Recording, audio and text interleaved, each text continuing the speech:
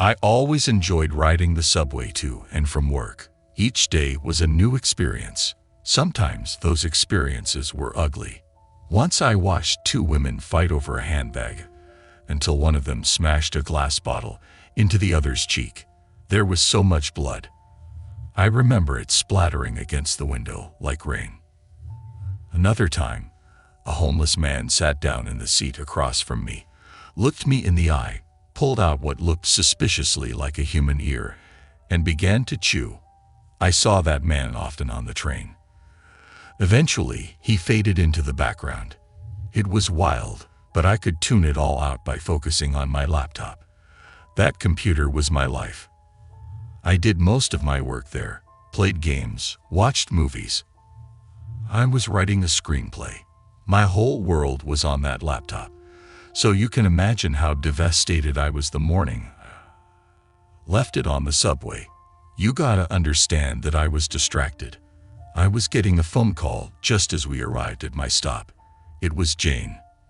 "Hey, I'm so glad you called me back," I said, squeezing through the crowd at the subway door. "I'm sorry, babe.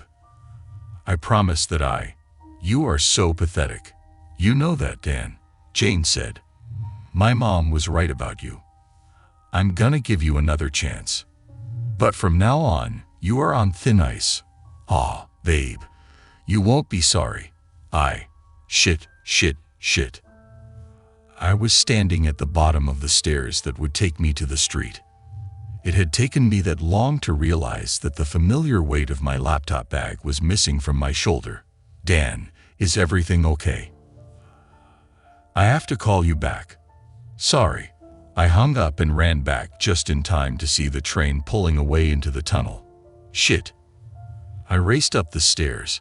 The street was full of rushing figures and traffic. I hailed the first cab I could catch and told them to hurry to the next stop for the subway. We made it as the train was pulling in, but when I searched the car, my laptop was missing. The rest of the morning was a blur. I made it into the office late. My asshole boss, Henry, stopped by and pulled me from my fog. "Hey, I noticed that you didn't copy me on that email to the board," Henry said, leaning against the wall of my cubicle. "You're not supposed to do that," I muttered. "I don't give a shit what the company wants you to do." Henry leaned in, breath smelling like eggs and something sweeter, maybe rum. "No backtalk. When I tell you to jump, all you need to do is ask me off what bridge. Next time, copy me on the Dan email. Now smile. You look so damn sour." I gritted my teeth as Henry walked away, swallowing everything I wished I could say to him. It was a notification blinking on my screen when I turned back to my monitor. It was an email. From myself. It was in my work inbox, sent from my personal account. The subject line read, "Why do you put up with it?" There was no text in the body of the email, but there was an attachment. I opened it and gasped. It was a picture of me at my desk with Henry looming over me. Someone must have taken it from the office only moments ago. And if they sent it through my personal email account, my laptop, I hissed. Someone found it that morning, and they were using it to mess with me already. Hell, they were stalking me if they were in my office. I stood up, peeking over the top of my cubicle like a meerkat. Nothing seemed out of the ordinary. No strange shadowy figures lurking by the copier. Another email came in from my account. "I'm going to help you." Again, only a subject line. No message and no attachment this time. I stood up and scanned the room. No sign of Henry. I decided to slip out, staying low until I made it to the elevator. When I got home, I locked and bolted my door. Hadn't seen anyone following me, but whoever had my laptop would already know my address. It was probably how they found my office. Everything about me really was on that computer. I needed time to think, to plan, and I needed a fucking drink. I was in the middle of mixing a whiskey and coke when my phone began to buzz. "You're such a fucking asshole," Jane yelled as soon as I picked up. "Jane, wait, what?" "I don't understand." "Why? I saw the message you sent me on Instagram. If you're going to break up with me, have the decency to do it in person. And how dare you tell me it's my fault for nagging you? I was trying to help you. You were so... Wait, did you just send me another message now? Jane, no, don't open it. I lost my... You a shole. Well, if you were so in love with my sister, you go ahead. You two deserve each other. Jane, that wasn't me. Someone hacked my account and... Jane. Are you there? She'd hung up. I picked my drink up, spilling some from a shaky hand. The bastard who stole my laptop was pretending to be me and ruining my life. Thump, thump, thump, boom, boom, boom. My neighbors were at it again, blasting their music at full volume. It wasn't even 11 a.m. I debated knocking on their door and asking them to turn it down. But last time I tried, they just laughed. My phone buzzed again. An email this time from me. You can do better than Jane. Fuck you. Give me back my laptop. I replied. A few minutes passed before I got a new message. He's so mean. The email had an attachment. Another picture. I opened it and felt the drink slip from my hand. It shattered on the kitchen floor. I recognized the bathroom. It was the men's room from my office. Henry was sitting on the toilet in the handicapped stall. Someone had gutted him, slitting his beer belly open so that his guts poured onto his lap. Oh God, I whispered. I felt sick. I wanted to crawl under my sink and find peace in silent darkness. But my neighbor's music was so loud my dishes were shaking in the sink. Suddenly, the music stopped. There was a knock at my door. Before I could take a step towards the door, another email came in. It's time we talk. I stood in the kitchen staring at the door to my apartment. The knock came again. Took a deep breath, grabbed a butcher knife from the block on the counter, and walked to the door. When I opened it, a small man with white hair and a black mustache was looking at me. He was wearing my laptop bag. Mind if I come in? The man asked. Think I have something that belongs to you? He looked so familiar, but I couldn't place him. Sure. I held out my hand for the laptop, but he only smiled and shook his head before walking in. Not yet, he told me. We stood in my living room, him with a little grin, me trying to push down a panic attack. Mind if I sit down, Dan? The man asked. I nodded. Wait, how do you know my name? He lifted the laptop bag. Oh yeah. Said, it's nice to see you somewhere other than the subway, Dan. You look good. Healthy. Have we met some? The connection hit me like a thunderbolt. The homeless man, the one who'd looked at me in the eye when he'd started snagging on body parts. The frequent passenger. He looked much better shaved and showered. The man smiled wider. Ah, now you see it. Why are you messing with my life? His smile disappeared. Messing with your life, Dan. I'm saving you, fixing you. Christ, you let the whole world walk over you, then apologize when they get your blood on their boots. That's not true, I mumbled. Sure it is. I have watched you for so long. I'm not homeless. I'm sure you thought that. I'm actually wealthy, Dan. So wealthy that I've gotten bored with my own life. Now my hobby is helping others put their lives right. You caused Jane to dump me, I whispered, and my boss. Jesus, what you did to Henry. Technically you dumped Jane. Well, me as you, but let's not split hairs. She didn't respect you. As for Henry, that sneering asshole was holding you back. With him gone, your office is going to need to fill that job, right? Your promotion would do you good. And boy, you deserve it. This is crazy. This is all just... I mean you. You killed a person. The man chuckled. More than one person, Dan. Much more. Come with me. Without waiting to see if I was behind him, my strange visitor walked out of my apartment. Feeling caught in his pull, I followed. The door to my neighbor's apartment was open. The scene inside reminded me of the time I saw a semi-truck run into an elk on the highway.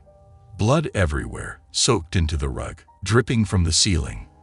What was left of my two neighbors was piled on the couch.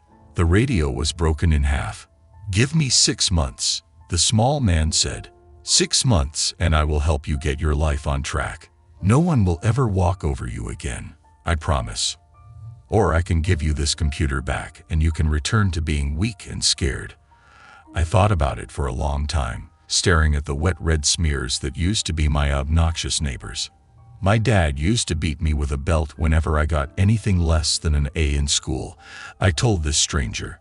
He never apologized. I haven't spoken to him in years, but I still know where he lies. The small man smiled.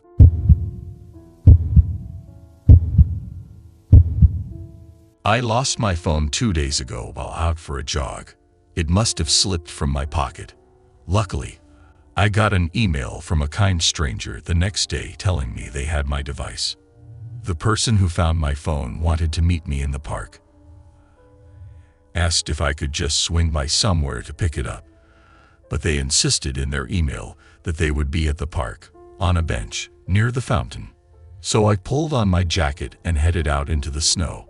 There was a woman waiting for me. She sat on the bench next to a frozen fountain. I stopped and watched her. The woman seemed familiar, but I couldn't place her. Early 30s, black hair, attractive features half hidden by a cap and scarf. She looked my way. I waved and walked over, boots crunching the fresh powder. "Hello," I said, flashing my best game show smile. "You found my phone." Blue eyes regarded me from under a dark wool cap. "Sit down for a second, Jeremy." My grin started to dip, but I pinned it in place. "Sure," I joined the stranger on the bench. "No offense, and I truly appreciate you finding my phone, but I'm in a bit of a, you don't remember me." Should I? The woman looked away. "Of course you wouldn't recognize me." She sighed and stood up. "Hey," I said, "I'm sorry. I've got a terrible memory. If you could just give me back the phone, you can have the phone back when you remember my name." I felt an ember of anger start to grow in my stomach. This psycho dragged me all the way out to a park in the snow, and now she's playing games. "Listen, lady, I'm sorry. I don't know who you are. Just give me my phone back and we're done here." She ignored me and began to walk away, hands in her pockets. "Hey, I'm talking to you," I shouted, hurrying after her. I reached out for her shoulder. Before I could touch her, the woman turned and sprayed me with something she had in her hand. The pain was immediate and stunning. My entire face felt like I'd plunged into a pot of boiling water. I lost sight of the world as my eyes swelled and watered. I struggled to breathe. I'd heard stories about pepper spray, but always chalked it up to exaggeration. If anything, stories about getting sprayed didn't do the compound justice. Screamed and curled up on the ground, pawing at my face. Eventually, I crawled off the path. I wiped snow across my face, trying to wash away the remaining pepper spray. By the time I was able to see more than a burning blur, the woman was gone. After I got back to my apartment, all I wanted to do was shower and go to bed. But I wasn't going to let that bitch in the park get away with stealing my phone and assaulting me. Opened my laptop. The girl was familiar. My first thought was that we knew each other in college or high school. I fired up Facebook. "What the fuck?" I growled. I couldn't get into my account. Facebook kept telling me my password was wrong. I logged into a backup account that I used to keep tabs on people that blocked me. When I searched for my own profile, I almost choked. Someone was posting insane status updates pretending they were me, threatening family and friends, shit-talking the government, even my boss. "Jesus Christ," I whispered. That woman was trying to ruin my life. I needed advice. Opened up Zoom on the computer and called my best friend Barry. I could tell by his expression when he answered that he'd seen the crazy posts on my Facebook. "Are you okay, dude?" he asked. "I'm not doing that. It's that psycho from the park, the one that found my phone. She won't give it back. She's fucking with me. Why?" I threw my hands up. "Dude, I don't fucking know. She says we know each other, but I can't remember. She won't give me back the phone until I figure out her name." "Describe her." "White, black hair, blue eyes, about 5'2", around our age. She'd be kinda cute if she wasn't actively trying to sabotage my life." Just wait. I got an email. Shit, it's from her. Barry was practically vibrating in his seat. "Read it, read it, read it. Have you figured it out yet?" The email began. "If not, here's a clue. Thought the world of you, and you ruined my life. All I wanted was for you to like me, but you cost me everything. Did you make the last high school reunion? I looked for you." There was an attachment to the email. It was a screenshot of my bank account. She'd logged on using my phone and drained it all. My bank password was saved right on the device. All of my information.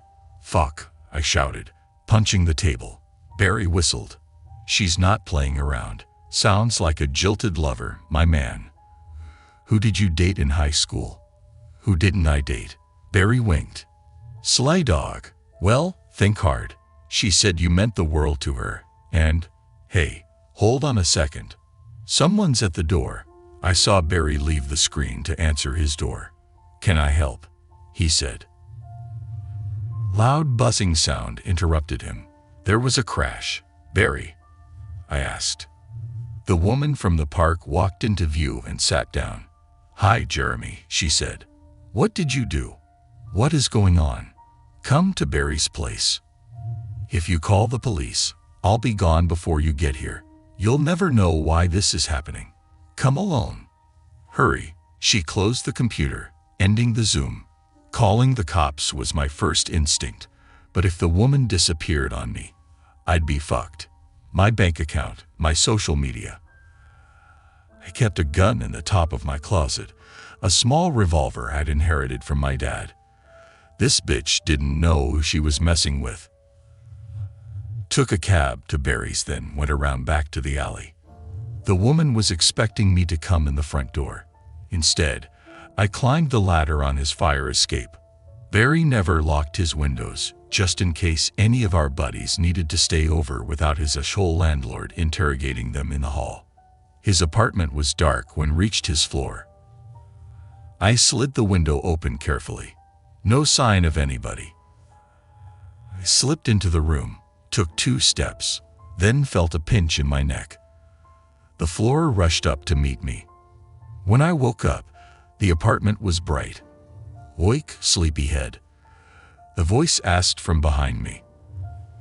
I tried to turn, but I was duct taped to the chair I was sitting in. The woman from the park walked into view. Without her coat and scarf, she looked even more familiar. I still didn't remember her. "What's my name?" she asked. "Where's Barry?" The woman shook her head. "You still don't know. It would be sad if it wasn't so infuriating. Why are you doing this?" I snarled. "Who are you? What did I do to you?" The stranger pulled over a chair from the kitchen and sat across from me. "Used to think you were all so cool," she said. "I idolized you. All of you. God, you and Barry were like princes in high school. Star athletes, bright smiles, and fast cars. And the girls around you, so glamorous. I was a mess in those days. Background character in a show you all starred in. I just wanted to be your friend, to be like you. Tried so hard to get you to notice me. So when you finally asked me to go with you to a party, it was the best day of my life." A memory paced at the edge of my awareness. A face. A name. The woman leaned closer. She smelled like vanilla and dust. "Do you remember yet?" she asked. I shook my head. "Max Baker's graduation party. The woman continued. We all went. I was so flattered to be included. We talked all night, you and me. We even danced. And then those red and blue lights filled up the windows. The cops came in. You and Barry slipped off into the bathroom with the white powder. You wanted me to try, but I wouldn't. When the police came rolling in, and they searched us, where do you think they found the drugs? Cassidy. The name hit me like a brick. It slithered into my mind along with a face. The woman's face. Only 15 years younger. Cassidy, I said. She smiled. Now you remember, you put the drugs in my purse. You or maybe Barry. It doesn't matter. Either way, I was the one that got to spend the night in jail. I was the one who had to find a lawyer to beg my parents to believe me. They didn't. You cost me everything. I lost my scholarship. My family thought I was a junkie. And the worst part, none of you bothered to reach out. You used me and threw me away, and didn't even remember doing it. I'm sorry, I whispered. I was young. So was I, Cassidy said. She stood up and walked over to me, getting behind my chair, turning it so I could see the kitchen. Barry lay on the tile floor in a puddle of blood. My revolver was on the ground between us. The neighbors heard the gunshot, Cassidy said, pulling a syringe from her pocket. Police are on their way. I'm going to give you another dose. Then I'll untee you. And then I'll leave the same way you came in. When the cops get here, they're going to wonder why your friend was shot with your gun. And of course, you did threaten to kill him on Facebook. I'm sorry, I said again. I felt the needle enter my neck. I know, Cassidy said. I woke up in a jail cell, groggy and disoriented. There was no sign of Cassidy. I immediately called my lawyer. We were able to meet, and he told me that I'm facing charges of attempted murder. Barry survived the gunshot, but is lingering in a coma. If he wakes up, he can tell the police what really happened. But if he dies, I'll be in serious trouble. All I can do now is wait.